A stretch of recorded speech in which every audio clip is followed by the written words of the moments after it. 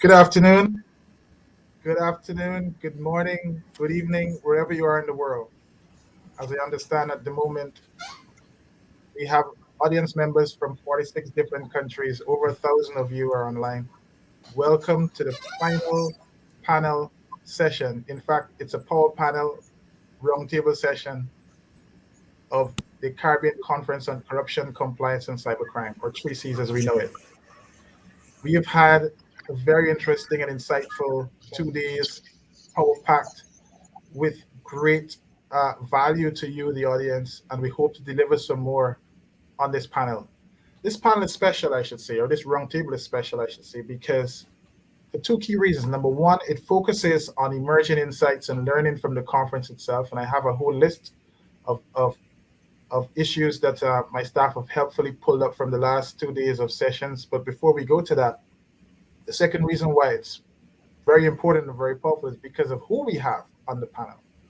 We have some very special speakers on the panel who will treat with each of those three issues: corruption, compliance, and cybercrime. For corruption, we have Jeff. And when I refer to Jeff, I mean Jeffrey Coleman, who's a supervisory special agent in the International Anti-Corruption Unit of the Federal Bureau of Investigations, or FBI as we say for short. Jeff is responsible for management of the FBI's Foreign Corrupt Practices Program, FCP as we know it.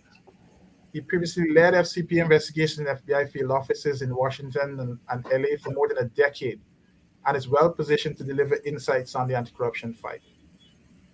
For compliance with AML-CFT standards, we have none other than Dawne Spicer, who is the Executive Director of the Caribbean Financial Action Task Force. Dawne is an attorney by profession with over 29 years of experience in the field of AML-CFT. So she is very well positioned to be able to speak on all things compliance. On cybersecurity and cybercrime, we have more power hitters. We have Lieutenant Colonel Michael Jones, who I refer to on this during this session as Mike. It'll be Mike, Jason, Don, and Jeff. Mike was appointed as the substantive head of the CARIMPACS agency in March 2021, and he was appointed by the Council of Ministers of National Security and Law Enforcement way back in 2018 to act in that position and substantively to that position in 2021. And then we have Jason Manar, who's known to a lot of you who tuned in last year as well as yesterday. Jason is currently the CISO, Chief Information Security Officer of Kaseya, a multi-billion-dollar information software entity. But he is also the former Supervisory Special Agent of the Miami Division for Cybercrime. Jason is very well known to you, so I'm not going to go very much more into his bio. More in the interest of time, I'd like to cut directly into asking each panel member to start with some introductory remarks before we go into the emerging issues and insights. And I'd like to start with Jeff, because Jeff is in a very interesting and important position. Jeff is joining the 3Cs family on this conference for the first time, but his entrance is also very timely, because a lot of the work that Jeff does in the US and all over the world is likely to impact us in the region, or has already impacted us in the region in ways that we know or don't know. So we have the opportunity this afternoon to learn a lot more about that. One of the key things I know that I'm keen to learn about, and I'll be asking Jeff about, is what President Joe Biden announced 2 days ago, the US's new strategy on countering corruption. This is a very powerful and globally game-changing strategy announced by the US. So we'll be asking Jeff about that. And so, Jeff, I'd like to start with you with your introduction, please. Well, thank you, Dr. Boyce, and good afternoon, good evening, good morning to those of you around the world who are joining. I am a very late substitute for Adam Storer, who some of you may have heard speak yesterday, and is the supervisor of our Los Angeles International Corruption Squad. So I don't have the benefit of having observed some of the other panels, so I apologize if I repeat anything, but I'm happy to answer any questions at the end for anything that I miss in this. I am happy to talk about the new strategy announced by the president on Monday. Back in June, President Biden announced that the fight against corruption, not only domestically but globally, was a core national security interest of the United States, and he charged all of the agencies that have some involvement in the fight against corruption, from our Department of State, our Department of Treasury, Department of Justice, the FBI, and several other agencies, including USAID, anyone who has sort of a footprint overseas, to respond back in the next 200 days with the efforts they had undertaken in the global fight against corruption, and the ways in which we could coordinate both internally, better with one another in addressing that fight, and coordinate with international partners better in addressing that fight. The result of all those internal conversations was announced on Monday, which was the United States whole of government strategy for addressing the fight against corruption across the globe. And I'm a little bit reticent to do this because it was just announced 2 days ago, and it's not something which I've presented on before. But to try to give a very brief overview, in mind that you have 3 other speakers who deserve your attention and your time, I will mention just sort of the 5 pillars that are outlined in the president's announcement. The first of which, and I apologize for glancing over to my right because I have them written down. The first of them is modernizing, coordinating, and resourcing U.S. government efforts to fight corruption. To me, the last one is the critical one, the resourcing of U.S. government efforts to fight corruption. I can tell you that, as Dr. Boyce mentioned in introducing me, I've been investigating these cases for more than a decade. In 2014, the total number of FBI agents who were full-time devoted to investigating violations of our Foreign Corrupt Practices Act was 2. It was me and one other agent. That has dramatically changed over the last 6 or 7 years. We currently have about 40 agents and intelligence analysts and forensic accountants that do these investigations across the world. And so the idea that we are going to be providing more resources to this fight is great news for us, and hopefully great news for the partners that we work with across the globe, that we will now have more time to build better relationships with in working investigations with one another. Second is curbing illegal finance or illicit finance, which you will hear more from some of the other panelists about, I suspect. For us, that means both domestically, dealing with making beneficial ownership more transparent of corporations. And that includes us working with some of our state governments on how to regulate the enablers who allow money to move across borders so easily. Lawyers and accountants and real estate agents and art houses. Historically, there has been very little required of people in those positions to understand where the money that they are helping move across the globe is coming from. And so there may be activity, we hope, in the United States to start addressing that. But for example, for lawyers, they are not regulated by the United States government, they're regulated by state governments. And so there's going to have to be some engagement there to help sort of drive them towards providing more information and ensuring that money cannot move in the dark the way it has for many years in the United States and in other countries. Third is holding corrupt actors accountable. As Dr. Boyce mentioned, I manage our Foreign Corrupt Practices Act program. As some of you may know, as Adam may have mentioned yesterday, the Foreign Corrupt Practices Act deals with U.S. companies and persons who are involved in paying bribes to foreign government officials. Foreign government officials are not held accountable under that law. The United States has prosecuted some foreign government officials for money laundering and other crimes related to this activity, but the FCPA itself does not address foreign officials. The hope of the Biden administration is that there will be legislation passed that will start to address foreign officials who may be demanding bribes of U.S. companies and U.S. persons. Fourth is to preserve and strengthen multilateral anti-corruption architecture is the fancy word. For us, the primary international organization that we've worked with directly is the International Anti-Corruption Coordination Center, which is based in London and houses representatives from not only the FBI, but from Australia and Canada, New Zealand, the UK, and has associate members from some of the countries in your region, including like the British Virgin Islands, the Cayman Islands, and others, Seychelles, Mauritius, countries that have in the past been used by some kleptocrats as money laundering havens to move their money through without detection. And those countries are starting to cooperate with this organization. It's been a great help in recent years. And lastly, improve diplomatic engagement and leveraging foreign assistance resources.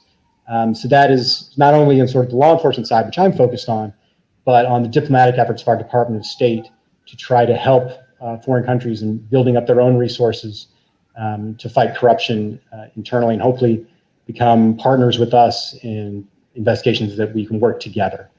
And so there is a very brief 5-minute overview of President Biden's plan and what he's sort of charged the legislation, the Congress and the agencies that handle these matters with enforcing and adapting and implementing in the years to come. Brilliant. Thank you so much, Jeff.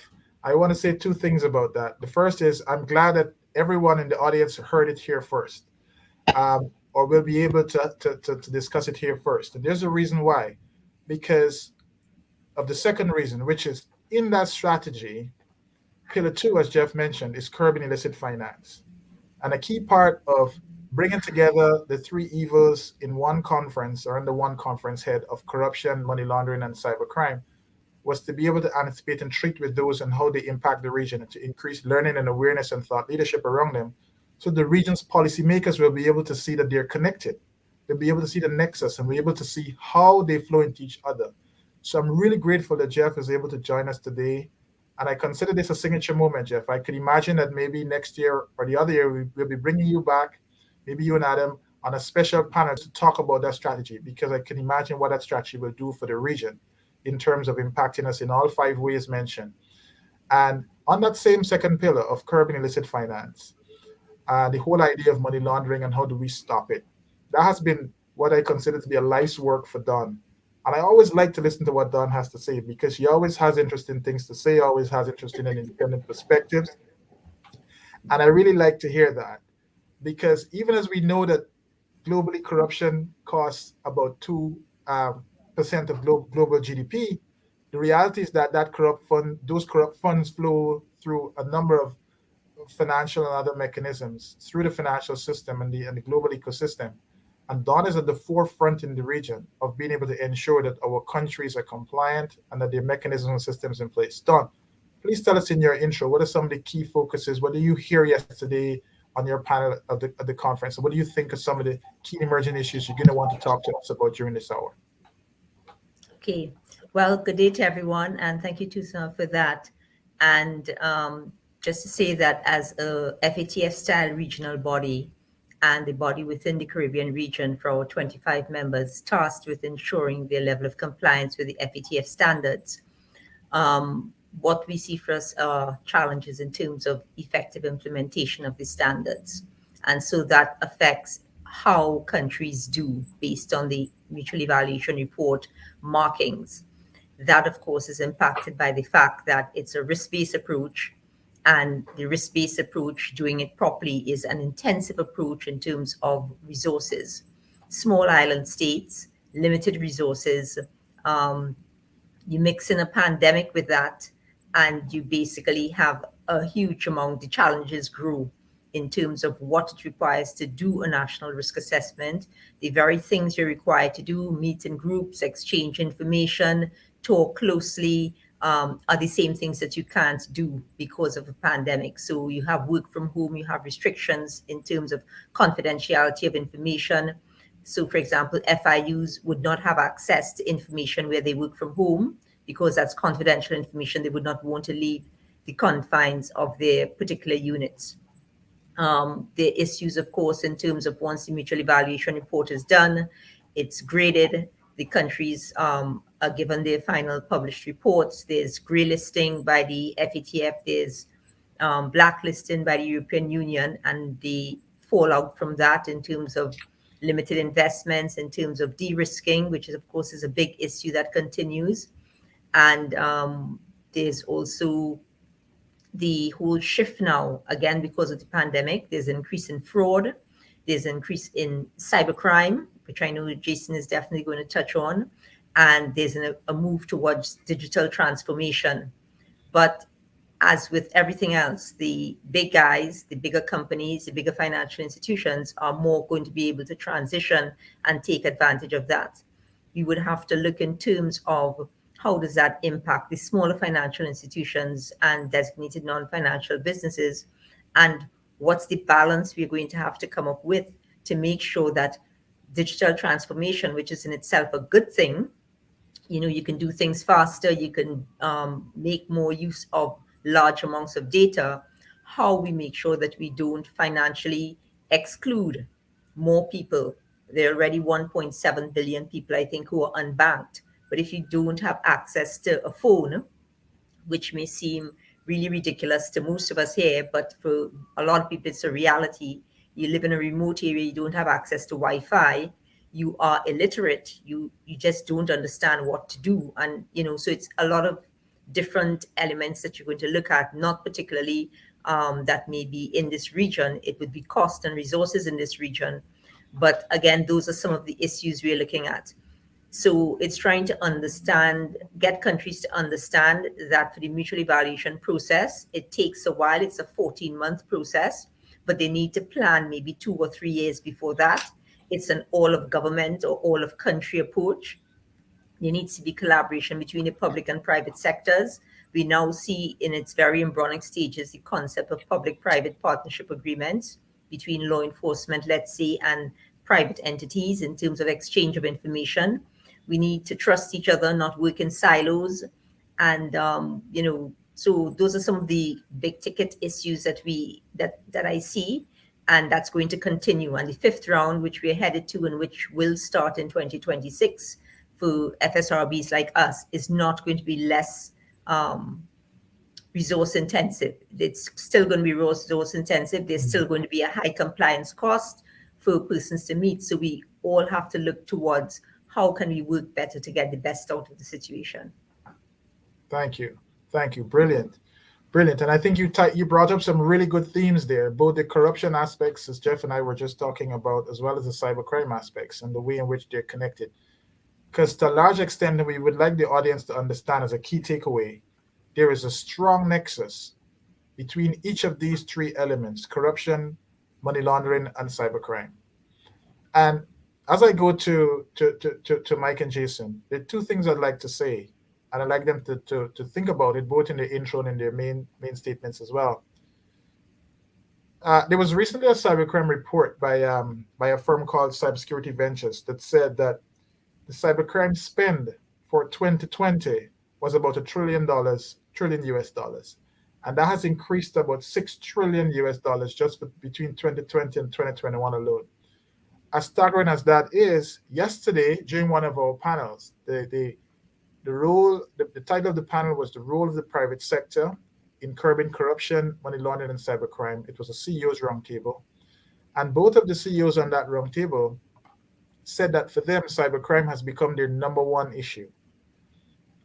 Corruption and money laundering are huge issues for them, but cybercrime is in the upper right quadrant and perhaps even needs a quadrant of its own. And a key part of that challenge is, and to our audience, particularly those of you in the audience who are students, is to understand how this connects.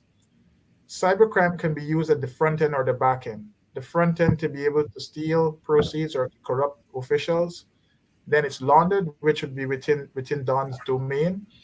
And then also cybercrime can be used to help to conceal. A large part of what Lieutenant Colonel Michael Jones, or Mike as we're calling him for the purpose of this panel, is responsible for is the regional oversight of development of strategies, etc., to be able to come to that. And Mike, without further ado, I'd love to ask you to weigh in. Tell us about what work you do and also where we're going. What is the path forward in the context of some of what I just mentioned?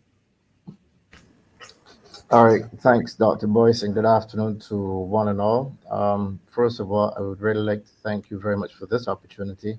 Like you said, it's my first occasion to participate in such a panel. Last year, a couple of my staff did again this year as well. I would also correct you on one thing. I'm not a cybersecurity expert, but as you did indicate, I have overall responsibility for the agency that has the mandate for implementing where it can, certainly the Regional Crime and Security Mandate. I also want to commend the CDB and yourself for setting the tone from the top, a phrase that I heard in one of the sessions before, to have these difficult conversations about the issues. And this is no platitude for anything. And I say that because I recall a couple of years ago when we raised the issue of terrorism in the Caribbean. Um, it was considered taboo not to be spoken about. So again, like I said, to have these sort of discussions now about corruption, which is also sometimes, or certainly previously, given that we're able to engage today on, well, the last 2 days on such the topic, the three C's: corruption, compliance, and cybersecurity.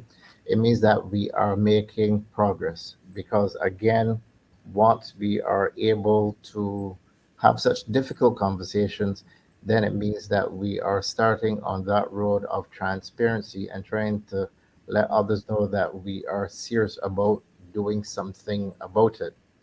To come into where you were challenged, the question that was posed, one of the major lessons that I learned or was certainly reaffirmed over the last 2 days is the cross-cutting issues that all of these things play.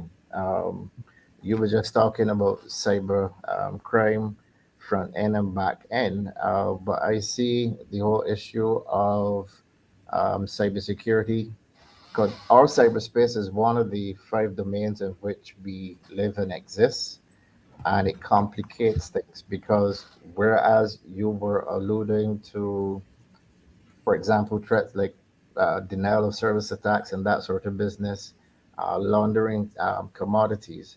It is also a domain in which radicalization of persons can occur.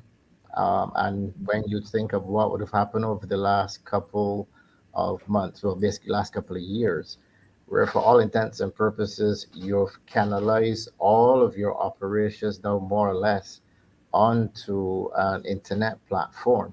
So I can certainly see from the figures that you quoted from the CEOs yesterday in terms of their projected spend, because now you have more or less everybody herded onto that platform. Certainly, we can look at more of these attacks occurring. But again, like I said, cross-cutting issues. I unfortunately didn't have the opportunity to listen to all of the sessions that occurred over the last couple of days, but some of them certainly resonated with me. And one of the other things that was being resonated again as well is the whole requirement for education, understanding the cost and consequences of our actions or inactions or tolerances of certain things and so on. So, for example, I heard a bit of the discussions today about corruption and women. And, it set me then to think about, for example, our assessment in the trafficking of persons report that we have for our member states. Unfortunately, we have one member state that is already blacklisted, three tier two watch lists, and so on. And when we look at these sort of things, we need to see how one thing affects another. Because certainly, when you look at the profiles within those reports, it is when you look at, like I said, the profiles, many of them are women that are affected, particularly in the sex trade.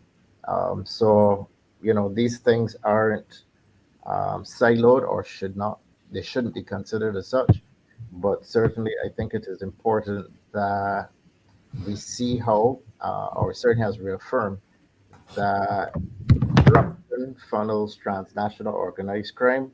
Transnational organized crime can have a significant impact on the things that we see on a day-to-day basis. So, as you indicated, is happening. So, for example, the primary issue or the stuff that you will hear Commissioner of Police say that keeps them up at night is the whole gun situation. But you may have a physical commodity that is being traded in a cyber domain that is conveyed either by maritime or by air. So we need to consolidate all of these domains to have a global awareness, to have an appreciation as to how they come together so we can better protect our societies. So I'll stop there for the moment. That's brilliant. And thank you for touching on all those issues and also correcting me on your expertise. Because the next panelist I'm going to ask about cybercrime and to do his intro is an expert on this issue. And Jason, yesterday you spoke very passionately and insightfully about the need for education, the same thing that Mike touched on, and how to do that, how to train the next cadre of Caribbean leaders. And you spoke too about the training both the professionals as well as the end users and the need to develop that good type of cyber hygiene. Uh, what I said earlier about the private sector panel could also be said about other panels and the way cybercrime has impacted. Mike mentioned the Women in Corruption panel. We also had a panel on COVID and corruption. And one of the big key takeaways from that was trying to create the right environment to do both things that were lawful and not awful, as Professor Nikos Pastor said this morning. And a large part of that had to do with reducing the footprint for exploitation and diversion of funding that's intended for COVID-19 relief and support, as well as another panel that dealt with funding for climate financing. And a large part of that has to do with vulnerabilities to cybercrime, not only in terms of large regional institutions like the private sector institutions that were on yesterday, but also a lot of the smaller ones, the mom and pops and the charities and so on, and protecting those funds. And a lot of that comes back to exactly Mike's work and your work. Tell us, based on what you discussed yesterday, to continue that conversation as well as what you've heard so far. What are some of the things you'd like us to immediately begin to think about as takeaways for the audience? Right. Well, first and foremost, it has been an honor to be here and present to you again. I would tell your audience while I'm speaking, while the rest of us are speaking, we want to tailor our questions and our answers to you. So the more that you populate the audience questions, the more we're going to be able to pivot and make sure that you leave here with every question that you had answered. Because at the end of the day, this is one of the mechanisms that's used for that education piece. So if you have a corruption question, a compliance question, a cybercrime question, things that you could be doing differently, these are anonymous questions. There's not a name to it. There's not anything. There is no better way than right now to get your question in front of this type of audience so that it can be answered appropriately. And every single panelist on here at the end of the day, as we close up, wants to make sure that you walk away remembering not only the experience that you had, but you walked away with that burning question that you had when you walked in the door to be answered. So I would just really, really ask you guys to continue to do that. So the education piece, if there's one thing that I could have you guys walk away here, is it's incumbent on all of us to educate ourselves. Educate ourselves in the digital age that we now live in. So many times I see people, what I quote saying, set it and forget it. They'll install anti-malware, they'll install software, they'll install their network, they'll install something, and they'll set it and they'll say, okay, that's great. They'll forget about it. They'll forget that it needs maintenance, patching, that things do have a lifespan and actually wear out and are not updated by the provider anymore. And then the biggest thing is that personal responsibility. One of the things that I was struck, if you weren't on the panel that I spoke on earlier, is in 2017, I got the wonderful chance and opportunity to come and physically meet some of you guys throughout the Caribbean. And the work ethic that everyone had and the pride that they had for the jobs that they were doing, regardless of what that was, whether it was the CEO of the company or whether that was the janitorial staff. They were so proud and so honored to be a part of a team and something bigger than themselves. And so in that regard, And in that pride, I would want them to take the same pride in learning about cybercrime and learning about not just cybercrime, but cybersecurity and how to better protect yourself and your company. But what we do is, because the media or other people that we talk to make it sound so complex, we convince ourselves that we don't have the requisite tool set or knowledge base to understand these things. And that is just certainly not the case. It is much like when I was in the FBI. When people called for help, they expected 50 people to come barging through the door and pushing people out of the way, saying, no, we're going to be in charge and take over. And we would never do that. It just, we, the FBI, see, I started to say that again. It's only been 3 months, so I apologize. The FBI never does that. They cooperate with people. They work with people. I've seen it from not only the inside, but the outside.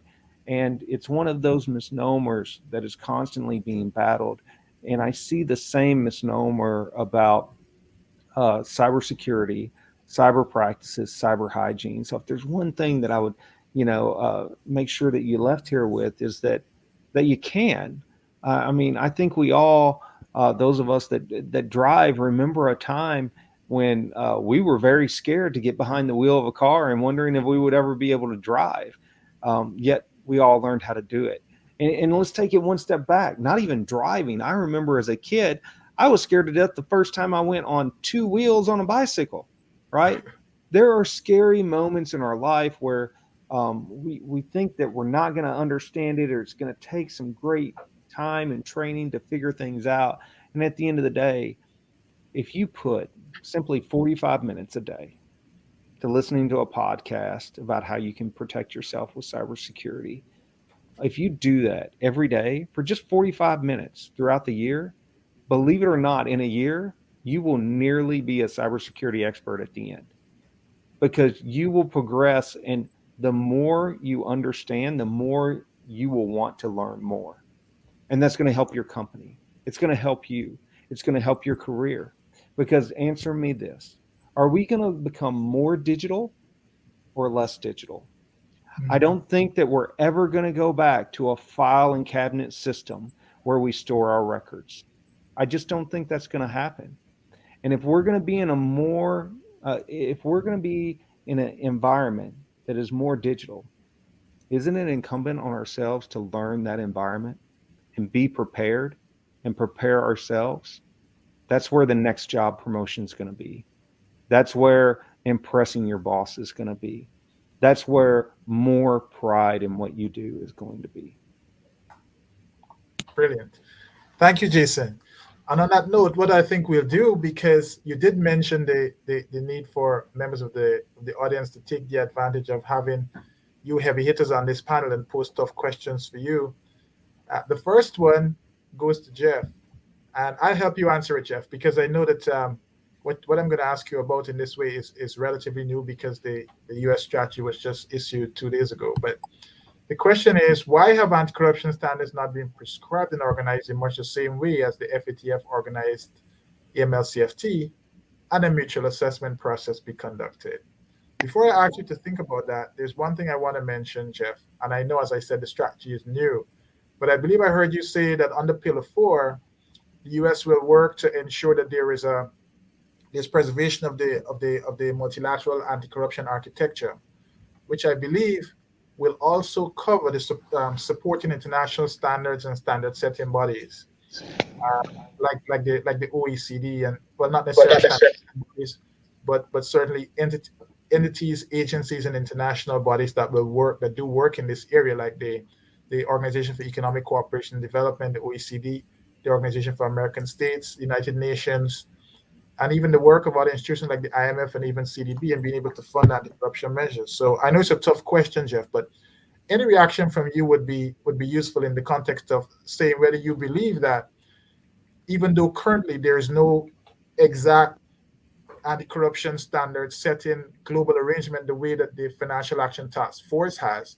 that maybe efforts like yours, and by yours I mean the US strategy, will perhaps lead to building out that global standard setting architecture, and then there'll be perhaps even mutual assessments and evaluations, etc. What would be your reaction to that question and to some of what I had to say? Well, thank you for setting the table, because the thing you mentioned is the thing I was going to mention, which is I know the OECD does have some standards which they hold their members accountable for. So the United States in 2020 was assessed by the OECD. I got to participate in some of the one of the interviews conducted by OECD staff of the United States to see, how our foreign corruption program was working. So when I saw the question, I don't think there's anything sort of the equivalent of a blacklist or gray list that foreign FATF has that exists in the corruption world. There isn't anything like that, that actually has real implications for countries when a finding is made by a body like that.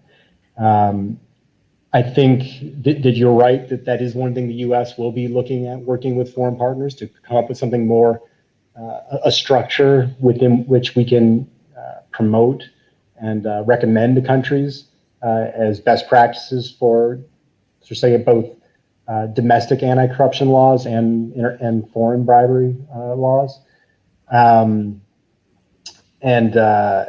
I'd also say I know that the G20 last year, when under the Saudi Arabia's presidency, created a new entity. I know it's called Globe. I forget what it stands for, but it was intended to be sort of a clearinghouse for policies and laws and standards for anti-corruption that could be shared across the globe. So I think those things are coming. I think the world of international corruption enforcement is still relatively new. I made reference to the International Anti-Corruption Coordination Center that was created in 2017, so that's still just finding its feet. I'm in favor of a standard like that being established, and I think both in the U.S. and internationally that we're on the way to doing that. Before you go as well, Jeff, do you think, because for those of us in the region, a large number of our diaspora live in the U.S., the U.S. laws that impact the way in which they deal with their financing here, FATCA, etc. There is also a lot of attention paid to how those nationals treat the region itself. And so naturally, there's a lot of interest, or likely to be a lot of interest going forward under this new strategy as to how U.S. persons behave who are both U.S. as well as Caribbean nationals, or how Caribbean, particularly public officials, behave. Do you anticipate that there might be even some, as part of that same Pillar 4, a lot more sort of outreach efforts in the Caribbean by the U.S. to ensure that the Caribbean as a whole does not become more of what it might be considered a high risk for entry point for corruption into the U.S. There is a recent case even here in Barbados related to a former government minister who was charged and is about to be sentenced in the U.S. for money laundering. So is there likely be an example of more of that? That was mentioned yesterday during one of the panels. Is there likely to be more collaboration, do you see, under this strategy between the U.S. and Caribbean countries in a more forward way, using even the international anti-corruption squads around the U.S.? I think that's certainly the goal. One thing I would mention, I don't know if Adam brought this up yesterday, but I think he may have mentioned that there were 4 international corruption squads across the U.S. They are intended to operate regionally. So our office in New York will cover Africa and Western Europe, and the office in Los Angeles covers Asia. The office in Miami, which was the new squad there, was established in 2019. It is supposed to cover Central America, the Caribbean, and South America. So they are just getting started establishing relationships across the region that they are assigned to. So I think they would be eager for partnerships with countries in the Caribbean.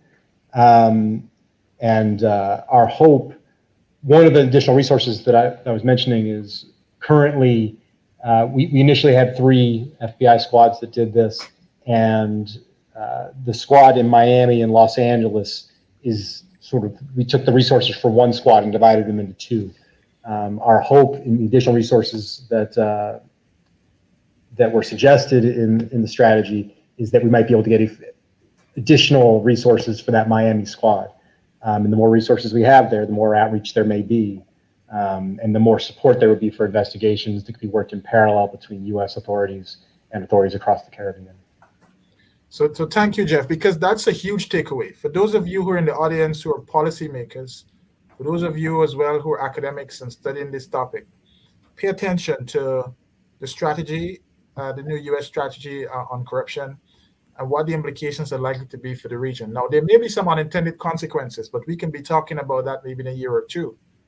But that's a huge takeaway that Jeff just provided there, which is for us, there may be implications and opportunities for collaboration that we can take advantage of in the region to be able to extend our anti-corruption perimeter by harnessing more attention and resources and collaborative efforts with the U.S. On that note, going back to questions from the audience. Toussant? Yes. Yes, I just wanted to add something with regards to the question, saying that while there is no mutual evaluation assessment of corruption, to just take note that the FATF takes notes of the UNCAC, the United Nations Convention Against Corruption, that corruption is one of the predicate offenses to money laundering as required by jurisdictions. And you also have recommendation 12, which deals with politically exposed persons, which goes directly to the concept of corruption with public officials, so that it's not a separate assessment, but it is certainly one of the elements that is considered when doing a mutual evaluation of a country. Yeah, brilliant. And thank you for that. Even the what we call the Wolfsburg questionnaire, the corruption, the anti-money laundering risk assessment done annually by financial institutions across the world based on correspondent banking standards, includes and is progressively including more and more questions on your anti-corruption and bribery. So definitely there's that nexus. In fact, I recall one of the major conferences that I spoke at in Miami was about at money laundering conferences in Miami was about corruption, the FIFA fraud case, but leave that for another day. Thank you, Dawne, for that intervention. I think it's very helpful in terms of being able to make that connection. We have a number of questions from the audience, so I'll just jump to them and I'll group them in this way. There was a question about revenues from oil and gas not being leaked into money laundering, corruption, and transnational crimes. How do we ensure that that doesn't happen? I'm going to link that with this idea of, okay, so I'm going to link that to the idea of, sorry, I'm not going to link it any longer because I thought I saw another question related to that. Now, this is one, Dawne, that has implications for not only the corruption side, as Jeff and I just spoke about, but also movement of those funds. Tough question, but what would be your response to that? Well, I think it falls all within the category of looking at transnational organized crime, looking at what are the risks in a jurisdiction. So if the person who asked the question looks at oil and gas, and if that is one of the products of the particular jurisdiction, or if it's something that's transshipped through the jurisdiction, you're going to have to identify what are the risks of that being subject to corruption and address the risk commensurately. So that is how it would be looked at from an assessment point of view. So you have oil and gas revenue. Is it being diverted? What's the evidence of it being diverted in terms of what measures does the country have in terms of its revenues dealing with oil and gas? And then what is that risk to the jurisdiction? How material is it? So if there's a loss of X amount of millions per year, how is that material in the whole scheme of things? Is it high, low, or medium risk? And what is the country doing to mitigate that risk? So from a very scholarly point of view, looking at it without more details, that is what the concept is going to be in terms of assessing that and understanding whether or not from a FSRB point of view, it's something that comes in the mutual evaluation report and say, well, this is a high risk in this jurisdiction. And because it's a high risk, the assessors will then say, these are the types of mechanisms that should be put in place to curb it or to make sure that this doesn't happen, because there's a likelihood of it. So it may either be a legislative measure, administrative measure, or maybe some sort of supervisory or regulatory body measure, licensing or something like that, to monitor and ensure that whatever the gap is filled. So thank you very much. And Mike, this is what you do, transnational, cross-border. A lot of what you do is to ensure that there are strategic systems in place, no, to ensure that as far as possible, the region reduces its vulnerability to that. Do you have any comments on that particular question? Or even to take us take it a little bit further? Um, Thanks for the opportunity. I'm gonna link the two somewhat in the sense that not to do your job for you, but there's a question coming on about our region, like several others, are being seriously impacted negatively from corruption. Identify key institutions that can Yes, that was the one I was going to link it to yeah. initially, but then I I, realized I wanted to separate that. But go ahead, yes, link yeah, it to it. I figured as much. So like I said before, a lot of these issues are cross-cutting, which is why we need certainly to be working in partnerships. Um, but in this case, the commodity was mentioned more so as it relates to oil and gas, but typically we would have been looking at illicit commodities, whether it is people, drugs, um, exotic animals, you name it. And in essence, one of the things that we have been doing is to sort of ring fence our respective countries, or let's treat CARICOM as a whole. And so at the outer cordon, so to speak, we need to establish those networks or communication points depending on where the particular threat is coming from. Obviously, if it is firearms, it may be from a different country as opposed to cocaine or what have you. And one of the things that would enable us to harden that particular cordon is being able to communicate our information sharing. And one of the things I know that the heads of government did mandate, it was at the session in Jamaica, so that was July 2018, was for there to be a common vetting policy. And we, i.e., that is CARICOM impacts and the regional security system, we completed that assignment and it was accepted at the heads in July 2019 when it was in St. Lucia.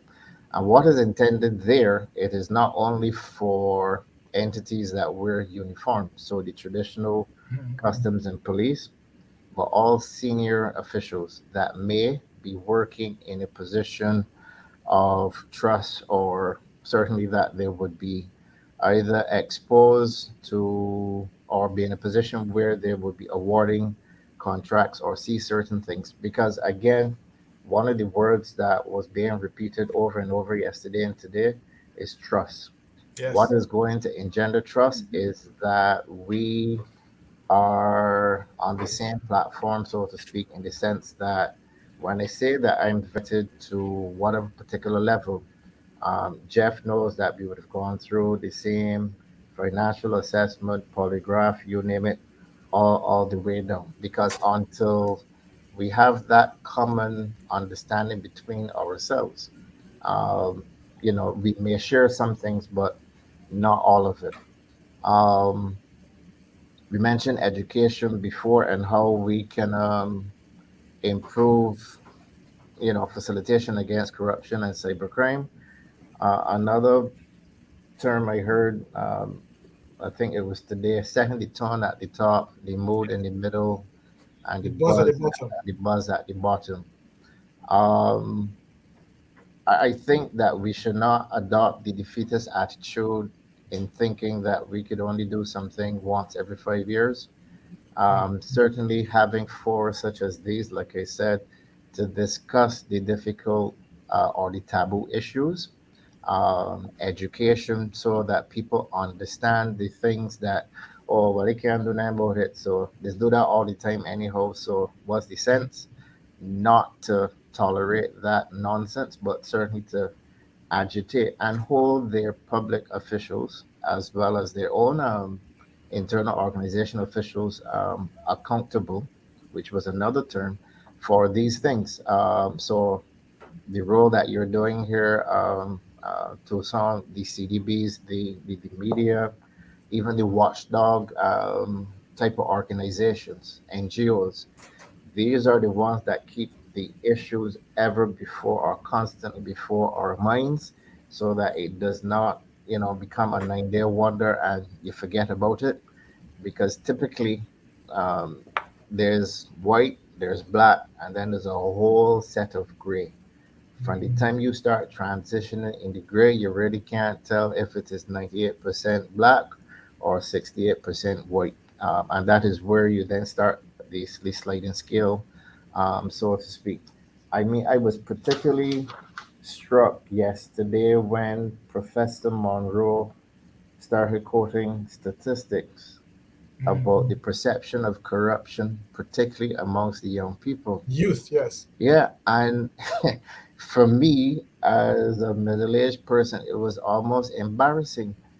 All of the countries that he referenced were in excess of 50 something percent. Yes. And this is despite having, I think he mentioned 10 integrity commissions across the thing. Across the So, region. are we just doing things for show pieces? And if that is the case, let's stop wasting people's time and, you know, set the tone from the top and actually enforce some of the things. Because again, the legislation without enforcement, the policies without implementation, all of these are going to go for naught if we are not doing, as an active verb, doing things. Before you go, Mike, there's a question about mandating the reporting of cybersecurity incidents, and then there's a question I'm going to pose to all three of you, starting with Jason and then Jeff and Don. But is that correct that there's a reluctance by national authorities to mandate reporting of cybersecurity incidents in the region? How to put it?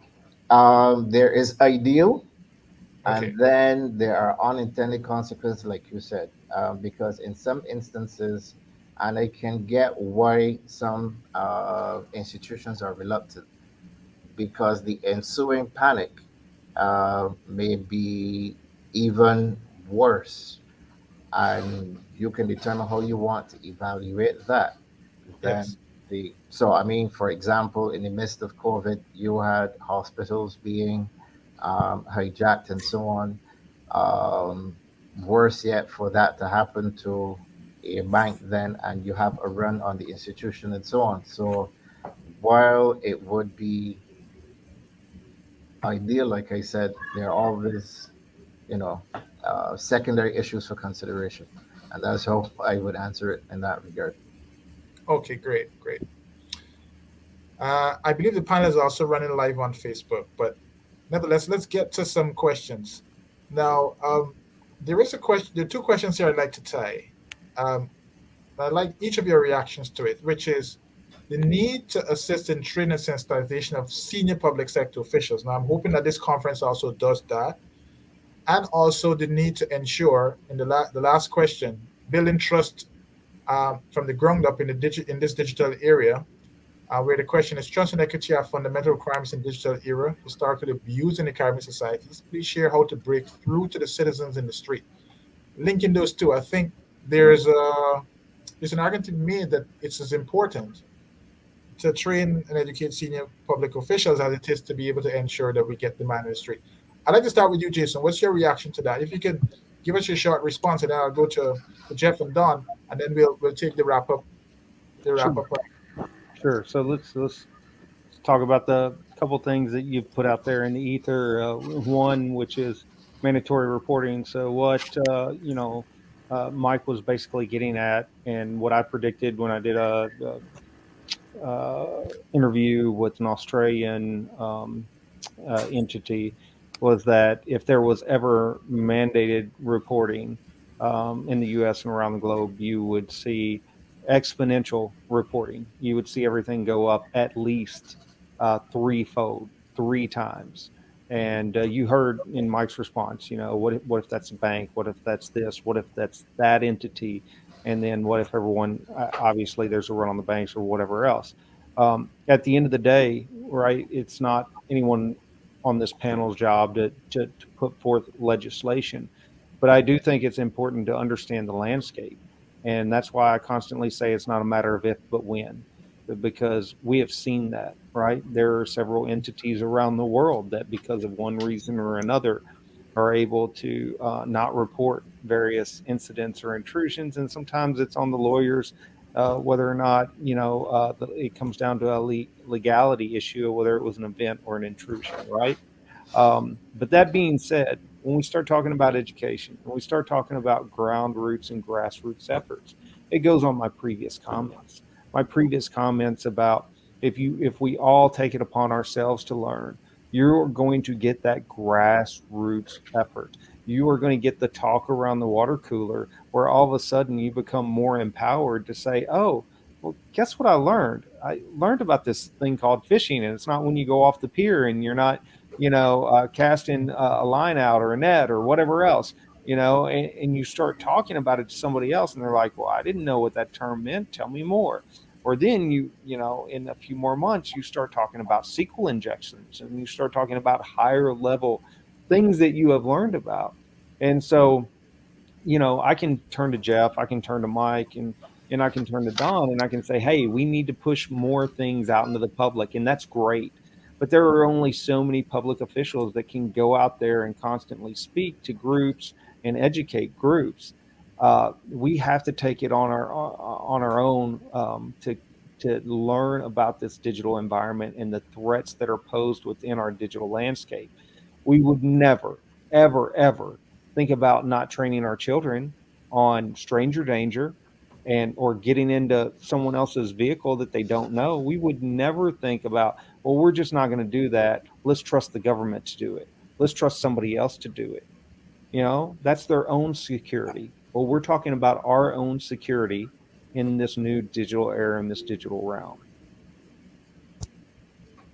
And Jeff, what are your views on communication as one of the questions I asked, and training of high-level officials, as well as building trust by ensuring the man on the street, will be able to connect with the man on the street? And I want to make sure I leave Dawne time to answer too. So as far as senior public officials, I think one of the pillars of the strategy I mentioned earlier was making sure that foreign officials could be held accountable under U.S. law when they do come into U.S. jurisdiction.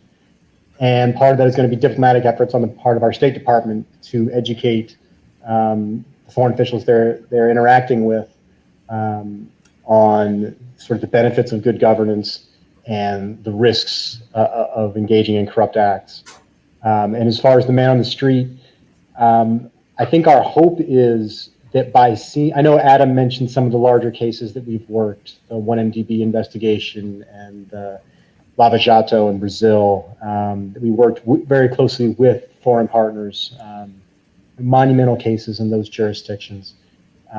I hope that when other countries see that, they will understand that addressing corruption among the most powerful is possible. I think a lot of times people have not reported to us in the past because they just assume nothing could change.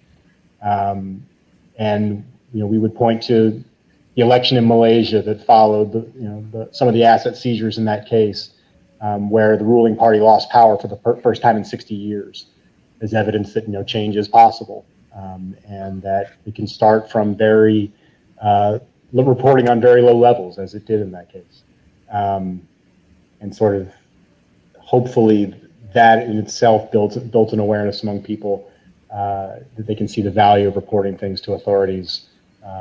Makes action possible. And I'll cede the rest of my time to Dawne to make sure she has a chance to answer. Yes, Dawne, please tell us what are your views on that, as well as your key takeaways, and then I'll come around and wrap up with we'll finish with Jeff. Please go right ahead. Okay, very quickly, since cybercrime, yes, very important, not my expertise like Jeff and Jason and Michael, but that saying, I think it needs to start from the top. It needs to be political will to take a country into that direction and see this is the direction the country is going to go in, and then have it trickle down to senior public officials, then to the citizenry. It has to be coordinated. It has to have an action plan where it's phased in, because you have various elements in the citizenry where, yes, they'd welcome it, yes, it would be normal to them, like the younger generation, but to the older generation, it may be a difficult transition for them to understand and to appreciate. So I think it has to be an all of country approach, but starting at the top, those who are the political movers and shakers to introduce it and take the country in a particular direction. This is where we're going. This is where we are. This is where we want to reach. And this is the plan as to how we're going to get there and begin the education and the communication in that, and then let it filter through all the various sectors, both public and private. So that's just my take on that. In terms of takeaways, from where I sit for mutual evaluations, for everyone to remember the risk-based approach, if done well, it really does assist in terms of the limited resources that we have as a region. It is a climb. It is, it's not the easiest thing to do effective implementation, but I think collaboration and coordination, the public-private partnerships, is extremely important, and it's something that we have to work on more and develop on more, not only to share internally and domestically or regionally, but also internationally, so that we are all on the same page. We know where the strengths and weaknesses are. We know where the risks are. There are lots of countries doing very great things, making big strides, and they can help the ones that have the gaps where they are strong and vice versa. So I think it's all about cooperation and collaboration. Those are the two words. And finally, ongoing.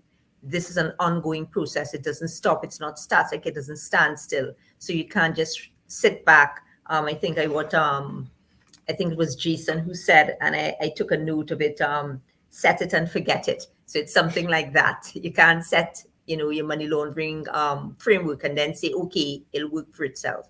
You have to keep at it. Brilliant. And Jason, on that note, what are your takeaways? I think we went over all the takeaways, right? Don't become complacent, right? Be the thought leader. Don't, we have all gotten to where we're at because we're motivated people that take initiative.